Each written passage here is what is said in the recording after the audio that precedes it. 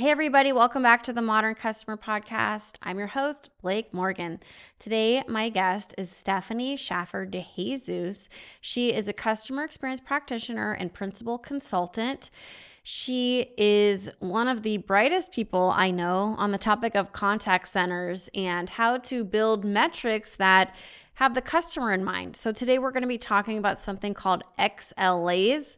Normally in the contact center environment, we talk about service level agreements, SLAs. Stephanie is working with all kinds of big companies right now to help them map out a new approach to their metrics that back into the metrics with the customer in mind. Stephanie has had various roles in customer experience, including as vice president of customer experience at UMB Bank. And there she won awards for how she managed their customer experience. She was the customer success officer at OnSolve and the customer experience product owner at Assurion for 17 years. Stephanie and I are talking about how to run a modern contact center and to think about contact center metrics in a new light. Please enjoy Stephanie Shaffer De Jesus.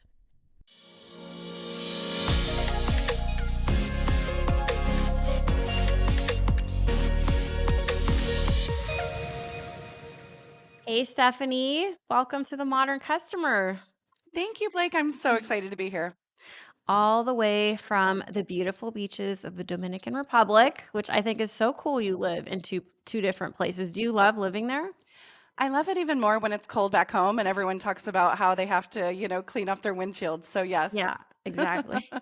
So, for all of our listeners and viewers, I met Stephanie as part of my customer experience community, and I noticed this person that kept contributing just always had such good insights and so much hardcore context center knowledge. And so, I'm really excited, Stephanie, that you're here on the Modern Customer, and I can show you off in a way because you have such good knowledge. Let's go back to the early days and just tell our audience how you got started. Yeah, absolutely. So I started my career at Assurion, which a lot of folks know is a mobile phone protection and extended warranty program. So if you have a mobile phone and have it insured, it's probably through Assurion. So I started out as an agent on the floor taking calls. And I think having that knowledge and then extending it into customer experience, it really helps me because especially when you talk about walking the journey, right? If you haven't taken some calls from upset customers, it's hard to really get into the true meaning of experience. So I went through as an agent, moved to quality, was an account executive, but I ended the last 8 years at Assurion that I had as the CX product owner. So if you think about the calls that are recorded, the evaluation, survey, that was something that I managed. And my favorite part was actually the digital quality team where we leaned into the experience using AI back then, which I know it's a really popular topic now, but through voice analytics. And I learned so much. We really uncovered some needles in the haystack to make the journey for the customer even better. Yeah, so I understand you were at Medallia as well, and you got a lot of good experience working with clients, and that kind of led you to what you're doing now. So am part of the Medallia user group. I'm a client of Medallia, but yes, I'm able to use some experience that I've had as a customer, bring that back to Medallia, and then help them lean into their end users even better as well. So, Stephanie, you and I have spent a lot of time talking about measurement. And for some reason, measurement in the contact center is just confusing. And in some ways, it's not driving the behaviors that the companies want. What is it that companies are getting wrong about metrics? It's funny you mentioned that, Blake, because I was thinking about like what's the number one takeaway for CX, not just now, but thinking 2 or 3 lanes ahead, and it's absolute clarity. A lot of times we make things so much more confusing than it needs to be. And when it comes to metrics, there's like this maniacal focus. And I know the word maniacal is pretty strong, right? But it's a maniacal focus on one metric. So it can be your NPS, it can be your CSAT, whatever that means. But there's that one metric for CX to say, yes, we're doing good, or no, we're not, and it's time to take action. And that's the big misconception, right? Because as we look at it as a practitioner, if you're looking at SLAs and only one metric, it's completely unbalanced. So something that I'm really working on and I'm using in my current role as a CX practitioner and consultant, and also in the future, is the thought of what are called XLAs. So that's the experience level agreement where you back into it based on the core expectations of the customer, right? Because if you're not meeting the end needs of the customer, like why are you even focusing efforts on certain things? Mhm. So when we roll it up to those metrics, in addition to like your top metrics, like your CSATs and your NPS and things like that, you get a true view of the experience from the customer's perception.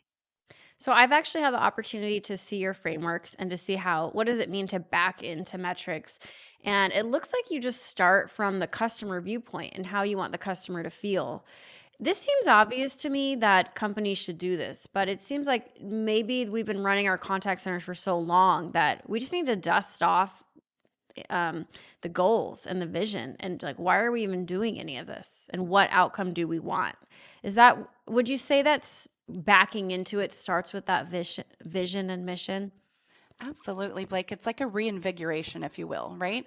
Because we get so comfortable in the metrics that we have set that we don't think about the unknown or we don't think about those two or three, lanes ahead. And I know you and I have had conversations about like people over numbers, right? Like these Mhm. are actual people that are having these experiences, right? Your customers and your associates. So, what are we doing to really lean into that? And when you look at XLAs, it's not just, what is the customer's perception, but it's also how are we performing as an organization. So, yes, it's a complete kind of like a 360-degree view of the end users based on what their feedback is. So, you would synthesize that feedback and say, okay, I understand that my end users, these are friction points for them. And then you come up with, okay, these are the top four of if we can execute on this quadrant, that means we're doing it. And it's kind of like a pass or fail grade, right? Either we're doing it or we're not doing it. And if we're not, how can we get even better? And you're pointed right to the direction to take action.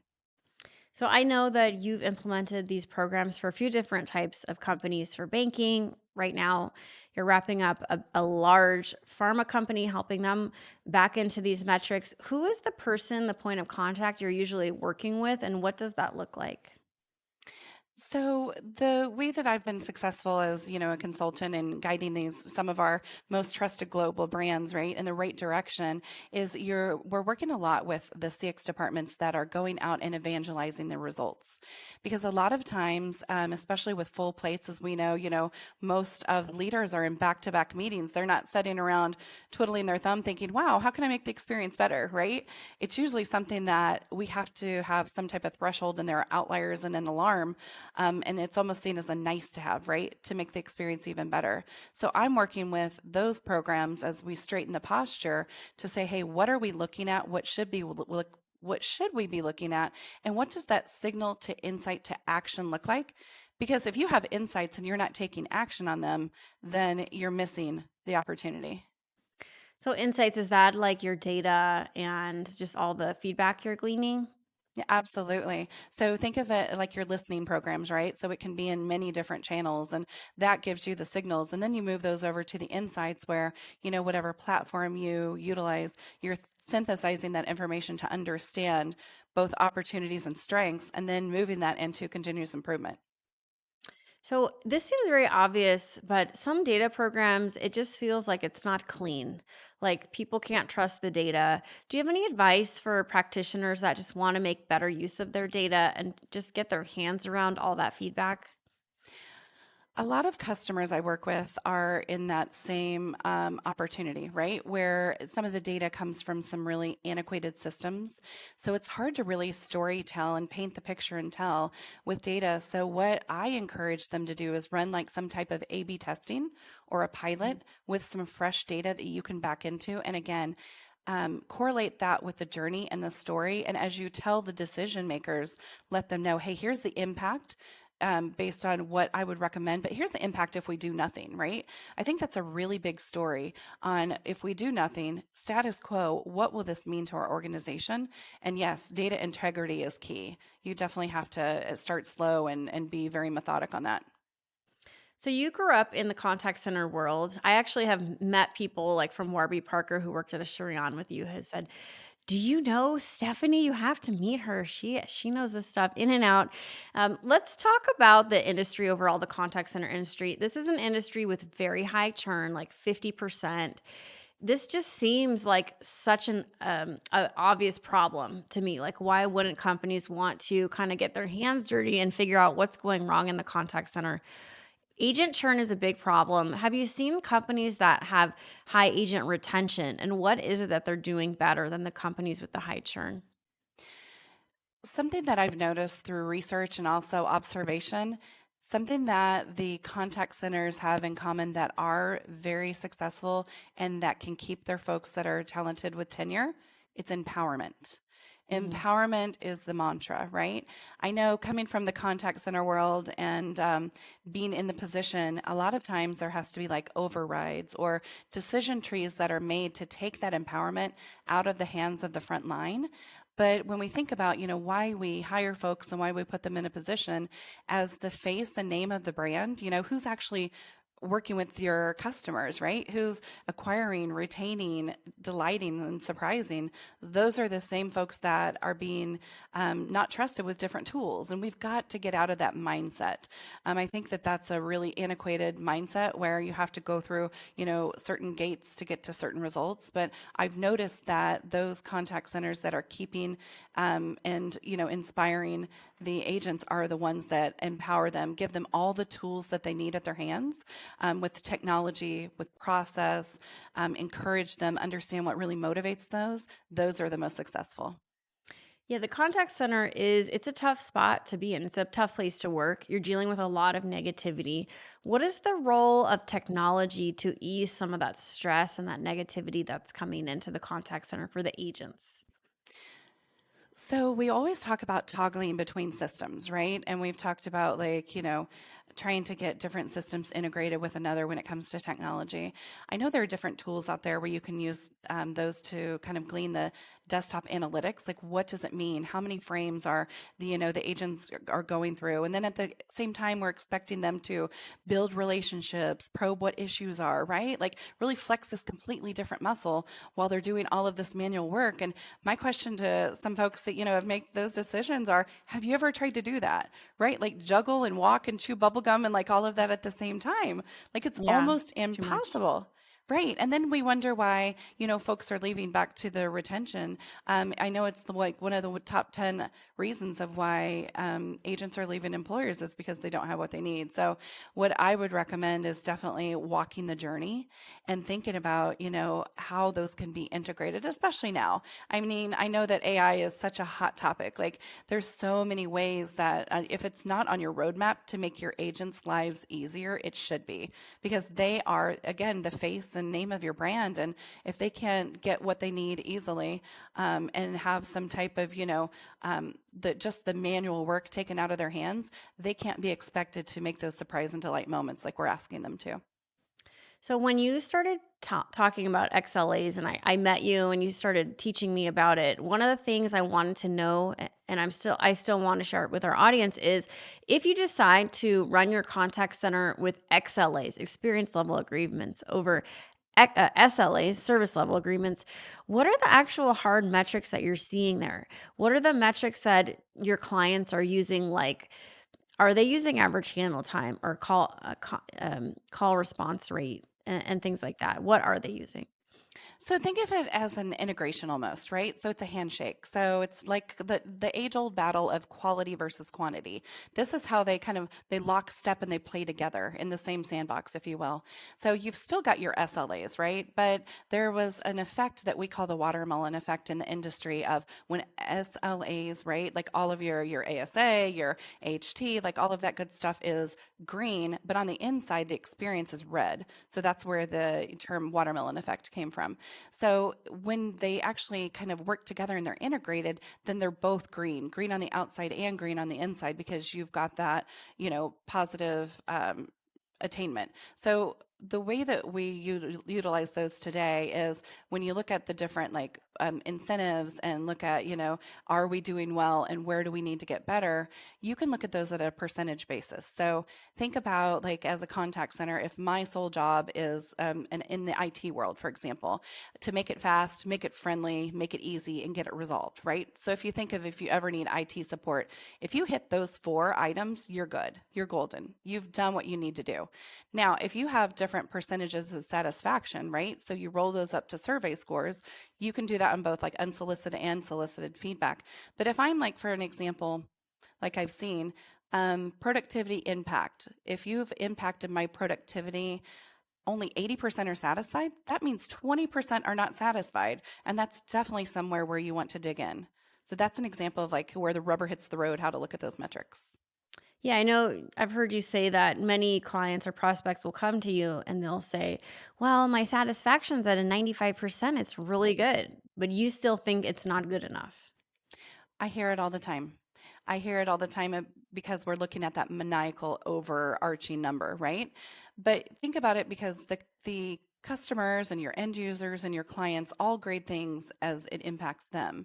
So there can still be opportunities, even though you get like on a 5 point scale of 5, which is a promoter, right? And I've actually done a study and backed into that to see how many of the fives actually have negative sentiment, utilizing, the different tools to synthesize that. And I found between 7 and 10% of your satisfied customers have negative sentiment. So there's still opportunities in the folks that you've, surprised and delighted, and or they've said, hey, it's a 5. I couldn't think of anything else you could have done better. However, when I'm leaving my comments, I still have some feedback that you can take and put into action. And Blake, it kind of goes to that theory of divine discontent, right? Like we're never at a point where we can just say, I'm good, autopilot, Hmm. experience is great, right? Just Yeah. don't work on it. No, there's always opportunity, and it's not about one number. It's about leaning into what the end user wants and did they get what they wanted, yes or no? And if not, let's make it better. Stephanie, you've been in the contact center world a really long time. You've seen it go through all kinds of transitions. What kind of stage is the contact center world in right now? So, just to give everyone kind of like a frame of thought, I was taking calls where we marked down the end call reason on a piece of paper. So, I Mm. have been in the call center world a long time. I know a lot of different industries are looking at, the different channels of choice. I think that's a big thing to think about.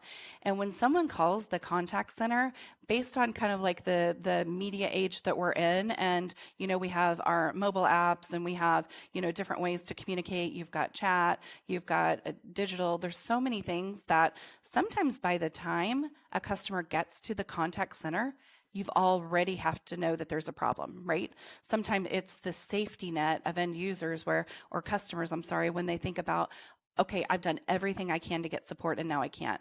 I think the contact centers need to think about that I know for some parts of the population, it is their channel of choice, but that part of the population is, weaning out. And then we've got some end users that are coming in and your new customers that want it digitally, they want it fast, they want it now. So that's why the contact center really needs to take that into account, that human experience, that human touch has to be on point. Because by Hmm. the time someone gets to the phone channel, it's because the other channels didn't work. So Hmm. that's where we really have to make a great impression and really, make the most of that human contact. Do you have any tips for contact center agents or practitioners that want to do a better job of doing the storytelling that you're talking about? To say, hey, this is really important. This is why we need to invest in our contact center. It's the place where our customers actually interact with a person from our company. What are some storytelling tips you have for our listeners and viewers? I think my biggest storytelling tip is be the advocate of the voice. So we hear the voice all day in the CX world, but we don't always open, like, for example, our town halls or our executive meetings or, the really meetings that count where the folks that are decision makers can hear that voice. So I've been able to create like a journey, and then I actually have the voice of the end user attached, and they talk us through it, right? The voice of the customer talks us through it to talk about the pain and the friction points, and you can hear it in their voice. And sometimes that's what it takes to actually resonate, right? Something on a piece of paper that may say, oh, 10% are dissatisfied. Oh, well, nature of the business. But if you hear the pain, and is that what you want for your brand? Like, is that the reflection of our brand? Yes or no? Are we okay with taking the risk that this is the way that, our current process makes, people feel, and not only feel, but here's what happens afterwards. Like, here's like the share of wallet that we put at risk, or here's like, will they come back and use our service again based on that experience? And sometimes, Blake, I've asked that question. If you were this person, would you want to do business with us? Or Right. I've also heard folks talk about, oh, if it were your grandma, would you treat her that way? Things like Mhm. that really resonate.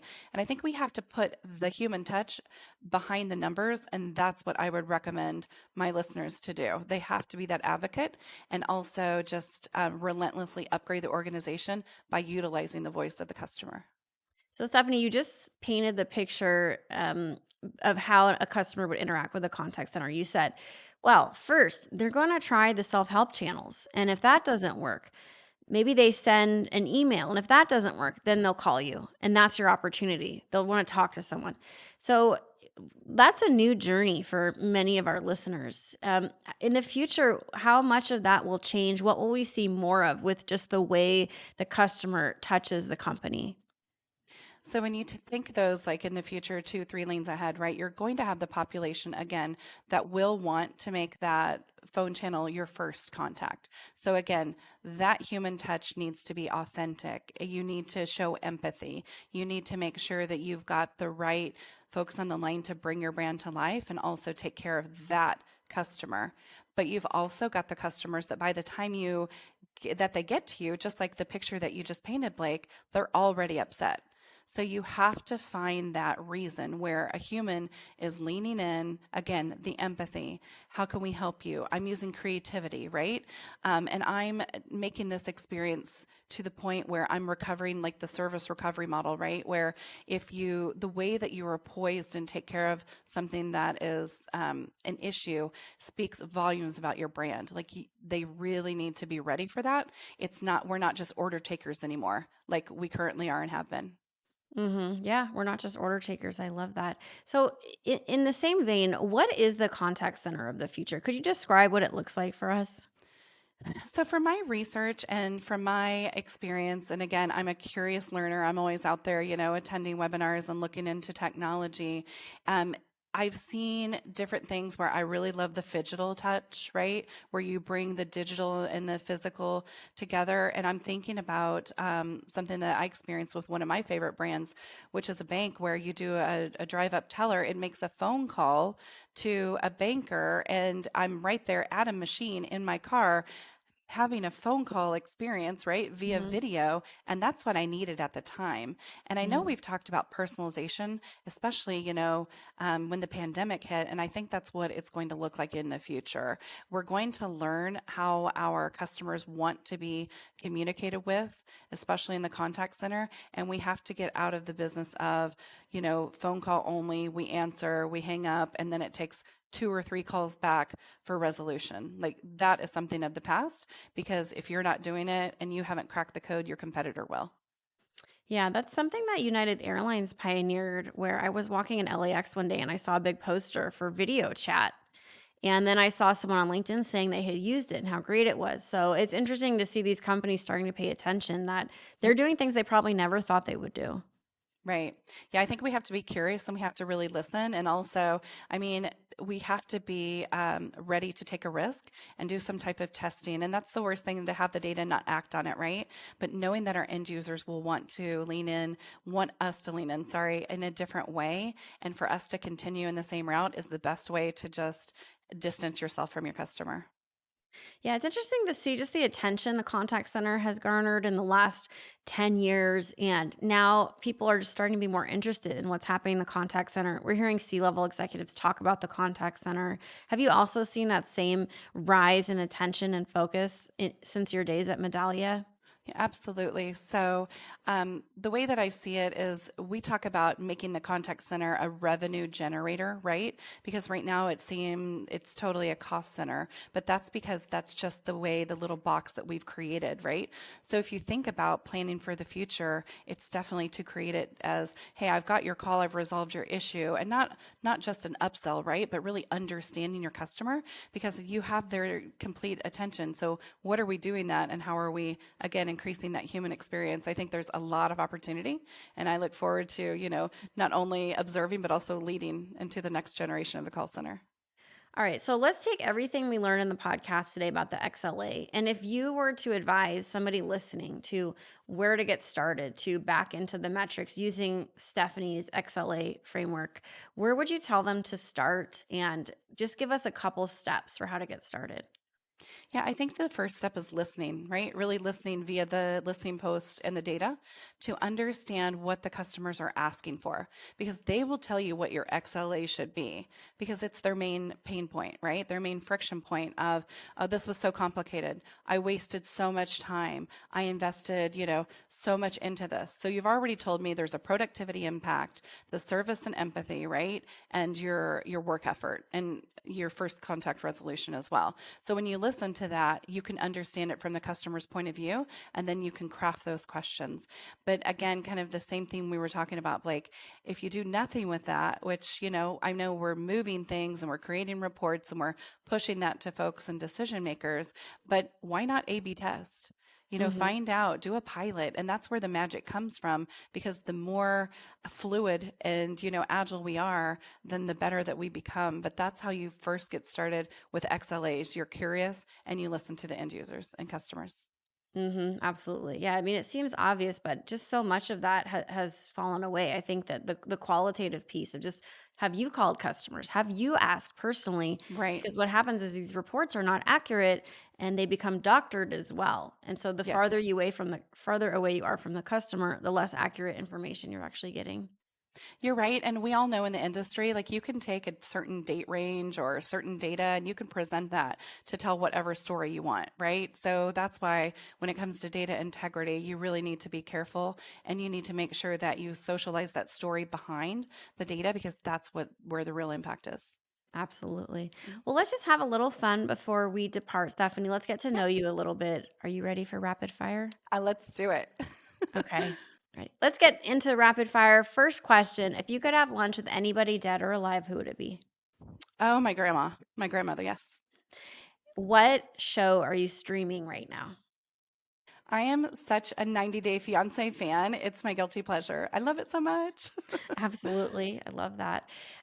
What would you say would be a motto that represents your life and you? Can't stop, won't stop. I love that. That's a great song too, isn't it? And I'm also thinking of my teenagers. Like they're like, oh, mom, you are so cringy. So yeah, it's can't stop, won't stop. What is your favorite type of vacation? Beach, feet in sand, cold drink in my hand for sure. And what is one leadership hack that helped get you to where you are today? I think you actually mentioned it. Walk the journey. If you're not taking calls and if you're not dealing with customer complaints and if you're not actually shopping your process, then you don't even know what's happening. There's such a big blind spot. And what's your idea of perfect happiness? I think it changes daily. I think I wake up and the sun rises and that's happiness to me. What I make of the day and, just improving the human condition. That's what I'm here for. I think that is such a wonderful note to wrap up on. And you and I are going to be doing more stuff together for all of our listeners and viewers. We're going to be collaborating on courses and more content. I think this contact center industry is so interesting. And it's Mhm. just really fun to talk to somebody like you that's just been doing this so long. The you've got the experience and you've got the war stories. And I think that's just Yes. really valuable today. I have the scars as well, and it's time to reinvigorate. It's Yeah. absolutely time to reinvigorate. It's not the same call center that it used to be. And if you're treating it like it, you have a grand opportunity. So, here, let's do this. And if people want to learn more about you and your services, Stephanie, where can they do that? LinkedIn, Stephanie Shaffer De Jesus at your service. All right, Stephanie. Well, this has been so fun. I can't wait to do more content together. And for all of our listeners and viewers, you've been tuning into The Modern Customer. Until next time.